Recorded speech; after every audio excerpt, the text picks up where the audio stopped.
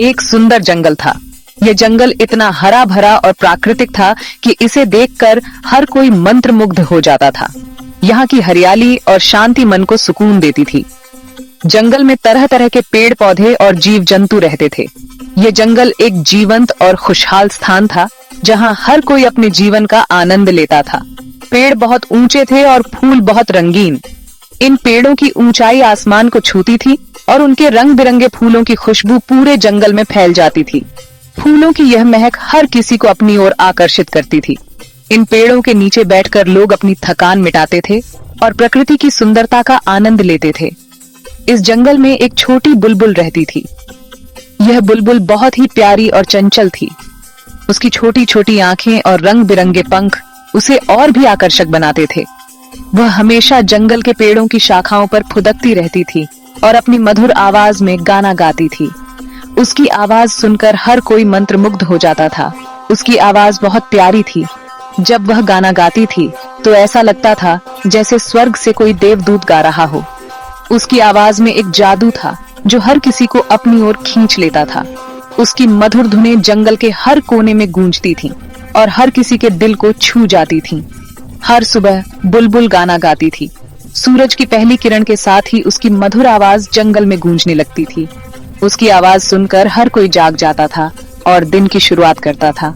उसकी मधुर धुनें हर किसी के दिल को सुकून देती थीं और उन्हें एक नई ऊर्जा से भर देती थीं। उसका गाना सुनकर पूरा जंगल खुश हो जाता था। उसकी मधुर धुनें हर किसी के चेहरे पर मुस्कान ले आती थीं। जंगल के हर कोने में खुशी की लहर दौड़ जाती थी। जानवर, पक्षी और पेड़ पौधे सभी उसकी आवाज सुनकर झूम उठते थे। उसकी आवाज में एक जादू था जो हर किसी को खुश कर देता था। सभी जानवरों को उसका संगीत बहुत पसंद था। वे उसकी मधुर धुनों को सुनकर अपने सारे दुख दर्द भूल जाते थे। उसकी आवाज सुनकर वे अपने कामों में और भी मन लगाते थे। उसकी मधुर धुनें हर किसी के दिल को छू जाती थीं और उन्हें एक नई ऊर्जा से भर देती थीं। वे उसे सुनकर मुस्कुराते थे। उसकी मधुर धुनें हर किसी के चेहरे पर मुस्कान ले आती थीं। जानवर, पक्षी और पेड़ पौधे सभी उसकी आवाज सुनकर झूम उठते थे। उसकी आवाज में एक जादू था जो हर किसी को खुश कर देता था।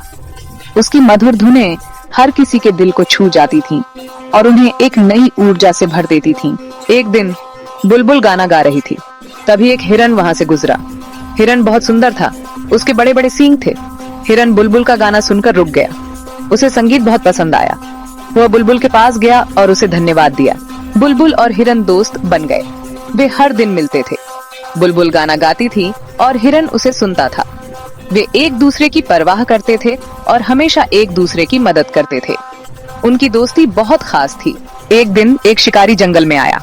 वह एक हिरन को पकड़ना चाहता था। उसने एक जाल बिछा दिया। हिरन बेखबर था।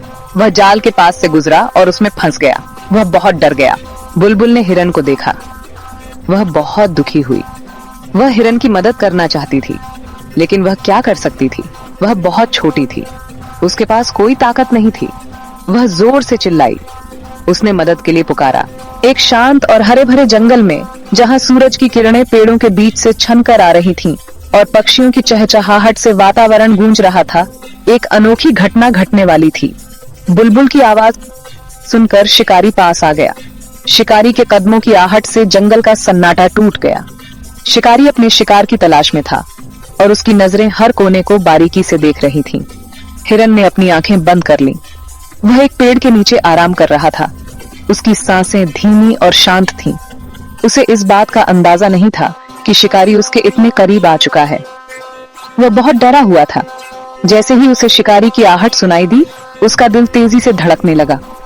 उसकी आंखें खुल गईं और वह चारों ओर देखने लगा, लेकिन उसे समझ नहीं आ रहा था कि क्या करे।